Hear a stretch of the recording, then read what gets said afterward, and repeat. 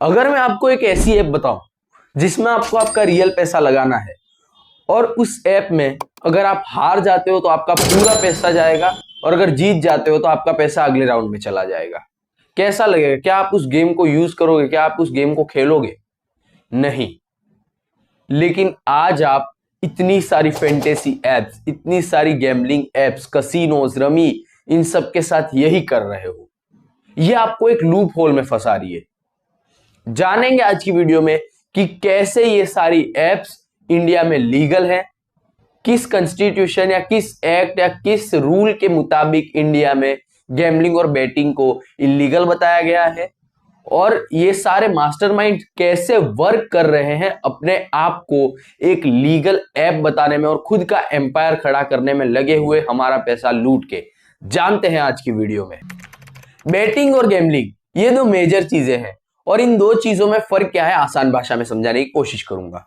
Betting यानी ऐसी चीजें जिसमें 50% स्किल हो और 50% लक हो। ये दो चीजें जहां पे भी मिल जाएगी वो बेटिंग हो जाएगा। यानी अगर हम फुटबॉल पर, क्रिकेट पर या किसी फैंटेसी ऐप पर पैसा लगा रहे तो वो बेटिंग हो गया। क्यों? क्योंकि वहां पे हमें थोड़ा बहुत नॉलेज, स्किल की जरूरत है। जैसे पिछली बार उस खिलाड़ी ने कैसा प्रदर्शन दिखाया, उसके पिछले स्टेट्स देखने होते हैं, वो किस टाइप का इस ग्राउंड पर, इस पिच पर खेल सकता है। ये सारी चीजों का नॉलेज हमें होना चाहिए, तब जाके हम बेटिंग लगाते हैं। तो जहां पे भी स्किल प्लस लक आ गया वो आपका बेटिंग हो जाएगा। आई होप बेटिंग आप आसान भाषा में समझ गए होंगे। बात करते हैं गैम्बलिंग की। तो गैम्बलिंग इज लाइक लक और अनप्रेडिक्टेबल होता है। जहां पे भी लक की बात आ जाए, अननोन चीजों की बात आ जाए और प्रेडिक्शन की बात आ जाए, वहां पे गैम्बलिंग होगी। लाइक कसिनो हो गया, रोलेट हो गया, स्लॉट मशीन हो गया।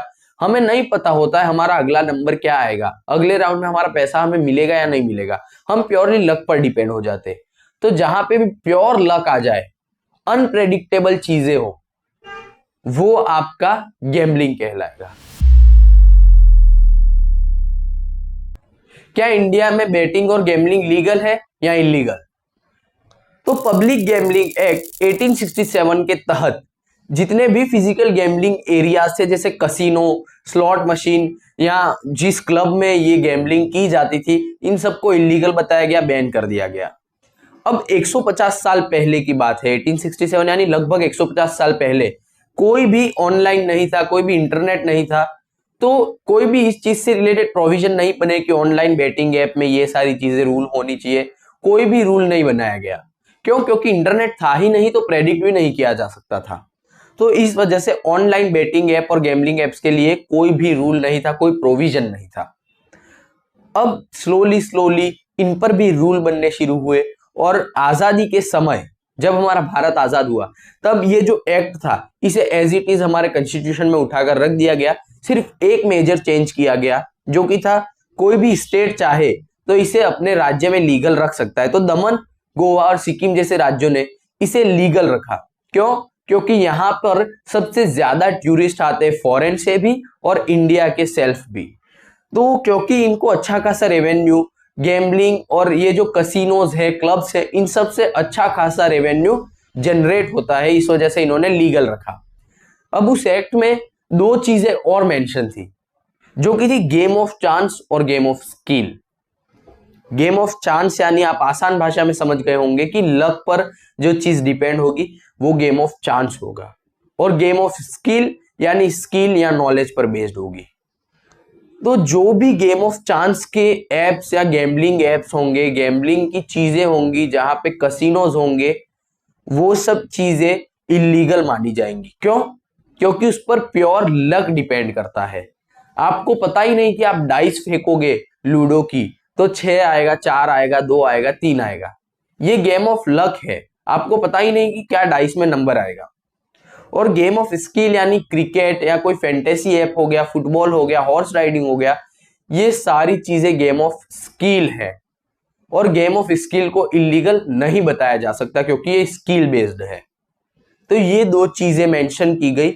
इन दो चीजों में ब्रीफली कोई भी मेंशन नहीं किया और ना ही लॉन्ग में कुछ मेंशन किया गया कि क्या गेम ऑफ चांस होगा, क्या गेम ऑफ स्किल हो गया। तो आज तक जो भी फैंटेसी एप्स हैं, जो भी एप्स मार्केट में चल रहे हैं, उन्होंने कैसे न कैसे करके अपने आप को एक ऐसा ऐप बता दिया है जो स्किल बेस्ड है, गेम ऑफ स्किल है। इस वजह से ये आज मार्केट में टिक पा रहे हैं। क्या है इन एप्स का सच, कैसे आपको लूट रही है?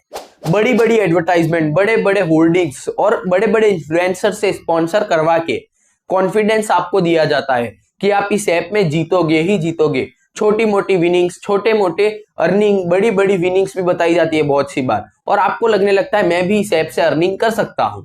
आप जैसे ही पैसा लगाते हो, आप पैसा हारना शुरू हो जाते हो। आप ये सोचने लगते हो कि मेरा जो पैसा डूब गया है वो कम से कम मैं रिकवर कर लूं, लेकिन आप वो नहीं कर पाते हो, आपका पैसा डूबता ही जाता है। क्यों? क्योंकि पूरा एल्गोरिदम आपके अगेंस्ट बनाया गया है। और ये जितनी भी स्किल बेस्ड गेम्स है, आप ये ना समझे कि ये आपको स्किल सिखा रही है, बल्कि स्किल इनके पास होती है आपको एडिक्टिव बनाए रखने की। इन एप्स में होता क्या है पता है? मैं एक एग्जांपल के थ्रू समझाऊंगा, आपकी आंखें आसानी से खुल जाएंगी। जो वो माइंस वाला गेम होता है जिसमें स्लॉट्स बने हुए 8 से 9, उसमें से किसी भी एक स्लॉट पर आप क्लिक करते हो तो अगर डायमंड निकलता है आपका डबल पैसा हो जाता है, माइन निकलता है आपका पैसा डूब जाता है। अगर आप क्लिक करते हो माइन पर तो माइन फूट जाएगा और आपका पैसा डूब जाएगा, राइट? लेकिन पीछे से एआई या पीछे से ऑटोमेशन या टीम के मेंबर्स आपको ट्रैक कर रहे होते हैं। अगर आप ज्यादा अमाउंट लगाते हो तो ये एक ऐसा ऑप्शन इनेबल कर देते हैं या ऐसा कोई कोड डाल देते हैं जिससे सारे स्लॉट्स में माइंस आ जाते हैं। आप किसी भी स्लॉट पर क्लिक करो, माइंस ही फूटेगा और आपका सारा पैसा डूब जाएगा। Ministry of information and broadcasting ने भी 21 मार्च 2024 को सभी इन्फ्लुएंसर्स और सेलिब्रिटीज को ऑनलाइन बेटिंग से के प्रमोशन से बचने को कहा है, और सेंट्रल कंज्यूमर प्रोटेक्शन अथॉरिटी ने भी सभी इन्फ्लुएंसर्स और सेलिब्रिटी को बेटिंग और गैम्बलिंग ऐप के प्रमोशन से बचने को कहा है।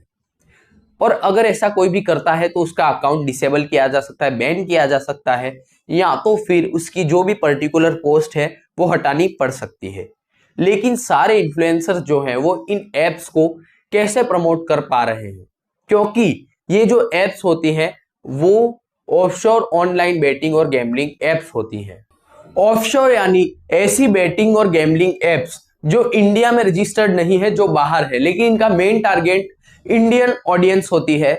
इंडियन ऑडियंस से गैम्बलिंग और बेटिंग के थ्रू पैसा अर्न करना होता है। ये होता है offshore online betting and gambling, और इसी वजह से इन सभी पर बैन भी नहीं किया जा सकता और action most of the time नहीं लिया जा सकता। डेटाज और रिसर्च क्या कहती है ये आप स्क्रीन पर देख पा रहे हो। नेशनल क्राइम रिकॉर्ड्स ब्यूरो के हिसाब से 2022 में इंडिया में 1100 से ज्यादा गैम्बलिंग रिलेटेड अरेस्ट हुए हैं। FICCI EY रिपोर्ट 2021 कहता है कि ऑनलाइन रियल मनी गेमिंग का रेवेन्यू 2021 में 13,000 करोड़ तक पहुंच गया था। Ministry of electronics and IT ने 2023 में नए IT रूल्स लाए हैं जिनके अंडर सेल्फ रेगुलेशन बॉडीज को बनाया गया था, लेकिन ये रूल्स अभी भी ग्रे एरिया में है। क्यों? क्योंकि ये जो सेल्फ रेगुलेशन बॉडीज थे ये क्या काम करते थे? इस जो भी इंटरनेट या ऑनलाइन गेम्स, एप्स, वेबसाइट है, इन सब पर नजर रखेंगे। जैसे क्लास में मॉनिटर होता था जो टीचर के एब्सेंस में सभी चीजों पर, सभी बच्चों पर नजर रखता था, उसी तरीके से। लेकिन या तो फिर गवर्नमेंट इसे समझाने में सही तरीका नहीं ला पाई या लोग इसे सही तरीके से समझ नहीं पाए, इस वजह से ये रूल अभी ग्रे एरिया में रखा गया है। अगर आप भी किसी बेटिंग और गैम्बलिंग ऐप में फंसे हुए हैं और ये सोच रहे हैं कि मेरा पैसा रिकवर मैं कर लूंगा, तो ये आपकी सबसे बड़ी गलतफहमी है, क्योंकि ये ऐप्स बने ही इसीलिए हैं ताकि आपको लूटा जा सके, आपका पैसा डुबाया जा सके, आपको हराया जा सके। तो जो पैसा डूब गया उसे भूल जाओ, कुछ प्रोडक्टिव करो, फ्यूचर का और प्रेजेंट का सोचो। अगर फ्यूचर में कुछ अच्छा कर लिया तो ये पैसा अपने आप रिकवर हो जाएगा। वीडियो हेल्पफुल और इन्फॉर्मेटिव लगी हो तो वीडियो को लाइक करना, चैनल पे नहीं हो तो सब्सक्राइब करना। मैं मिलता हूं आपसे किसी नए वीडियो में किसी नए टॉपिक के साथ। तब तक के लिए जय श्री राम, वंदे मातरम, इनकलाब जिंदाबाद, भारत माता की जय।